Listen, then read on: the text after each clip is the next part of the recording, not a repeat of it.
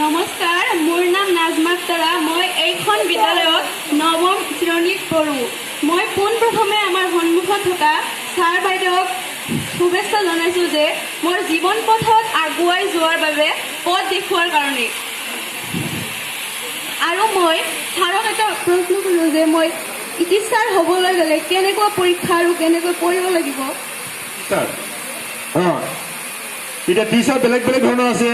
L P স্কুলৰ teacher থাকিব পাৰে, হায়াৰ ছেকেণ্ডেৰী থাকিব পাৰে টিচাৰ, কলেজত থাকিব পাৰে, ইউনিভাৰ্চিটি। এতিয়া একদম ইউনিভাৰ্চিটি মানে কি ইঞ্জিনিয়াৰিং কলেজৰ টিচাৰো হ'ব পাৰে, মেডিকেল কলেজৰ টিচাৰো হ'ব পাৰে, এগ্ৰিকালচাৰ চবতে টিচাৰ লাগিব, BEd কলেজৰ টিচাৰ লাগিব।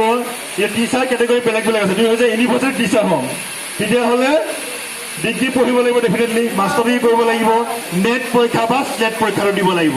আৰু PhD-টো যিহেতু এদিন নহয় এদিন পঢ়িব লাগিব, গতিকে PhD-টো কমপ্লিট কৰি ল'লে ভাল হয়। তাৰপিছত নাই বোলে মই হায়াৰ ছেকেণ্ডেৰী টিচাৰ হ'ম, কিন্তু BEd কোৰ্চটো কৰিব লাগিব, মাষ্টাৰ ডিগ্ৰী হ'ব লাগিব। নাই বোলে মই LP স্কুলৰ টিচাৰ হ'ম, গতিকে depending upon the qualification, depending upon the requirement ত' বেলেগ বেলেগ হ'ব। এতিয়া টিচাৰৰ কাৰণে কিছুমান গুণ থাকিব লাগিব, ধৈৰ্য শক্তি থাকিব লাগিব, আৰু এনি টাইম আপডেট হৈ থাকিব লাগিব। এতিয়া ডক্টৰ হ'লে যেনেকে ক'ভিড আহিলে কেনেকুৱা বেমাৰ হৈছে, কি কাৰণে তাৰ কোৰ্চক আপডেট হৈ থাকিব লাগিব। টিচাৰ হ'ব হ'লেও নতুন নতুন টেকনলজি আহিছে, টাইম টু টাইম ট্ৰেইনিং লৈ থাকিব লাগিব। এনেকুৱা নহয় যে এবাৰ চাকৰি পাই গ'লে টিচাৰ কলেজ ইউনিভাৰ্চিটি বা লাইফ লঙৰ কাৰণে হৈ থাকিব, নহ'ব। এতিয়া স্মাৰ্ট ক্লাছৰুমত ক্লাছ কৰিব লাগিব, ট্ৰেইনিং হ'ব, মাজে মাজে গুৱাহাটীত গৈ পেলাই ট্ৰেইনিং ল'ব লাগিব।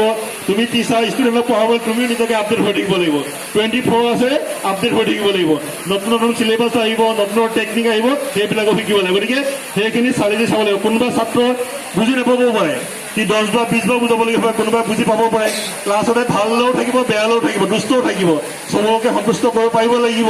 সেইখিনি গুণো থাকিব লাগিব, নাথাকিলে সেইখিনি আয়ত্ব কৰি ল'ব লাগিব। প্ৰথম কথাটো হ'ল যে তুমি এতিয়া নিৰ্বাচন কৰিলে তুমি কলেজো হ'বানে, ইউনিভাৰ্চিটি হ'বানে, হায়াৰ ছেকেণ্ডেৰী হ'বানে, LP স্কুল হ'বানে, নৱোদয় বিদ্যালয় হ'বানে, কেন্দ্ৰীয় বিদ্যালয় হ'বানে, চেণ্ট্ৰেল ইউনিভাৰ্চিটি হ'বানে, প্ৰাইভেট ইউনিভাৰ্চিটি হ'বানে, গভৰ্ণমেণ্ট ইউনিভাৰ্চিটি হ'বানে, গোটেইখিনি চালি জাৰি চাই পেলাই তুমি সিদ্ধান্তটো ল'ব লাগিব সেইমতে।